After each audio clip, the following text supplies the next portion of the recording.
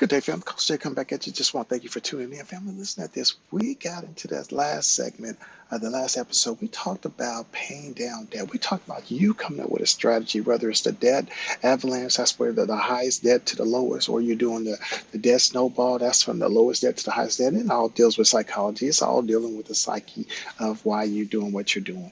You come up with your own plan. Go back and research it, whichever one you want to do, in addition to you building wealth as well, or maybe you want to say, okay, 2 years, and I'm gonna stop investing heavily, and I'm gonna go ahead and pay off this debt, and then whatever that debt was that I was paying on that amount for those debts, I can now throw that into my investment strategy for using my retirement accounts, boosting up my retirement accounts, whatever way you decide, whatever way works for you. Because remember, personal finances are personal and they only work for you. There's no one size fit all. Now, listen at this, family.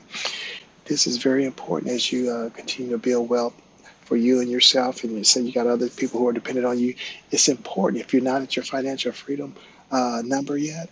It's very important for you to probably have life insurance that's going to be able to take care of to sustain your household if they're depending on your income, whatever that looks like for you. Go ahead and 10 to 20 exit and in a life insurance, a term life insurance, until you get to the point where I call it that you're self-insured, meaning you got enough money in your accounts to be able to take care of whatever someone's lifestyle that was dependent on you, or uh, if you want to leave money to other people. Remember, life insurance is a tax-free benefit. There's no capital gains or anything like that on it. It's a tax-free benefit once that person pass away and say you're the beneficiary.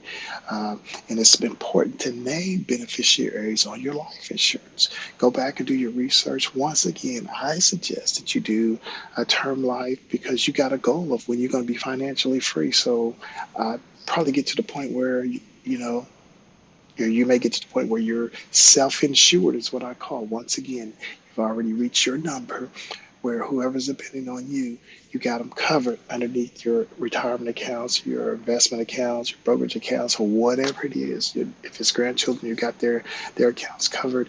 And I got 529 because I look at it this way. When I have those investments for my grandchildren, that's not for me. So whatever I have for them right now, if I was to pass away, all they got to do is their parents got to sit back and let that money compound to a certain age, which is deemed in the will, trust or whatever, and that's when they can start pulling that money off. You're not trying to dictate stuff. You're just trying to be wise because you want that money to accumulate where they can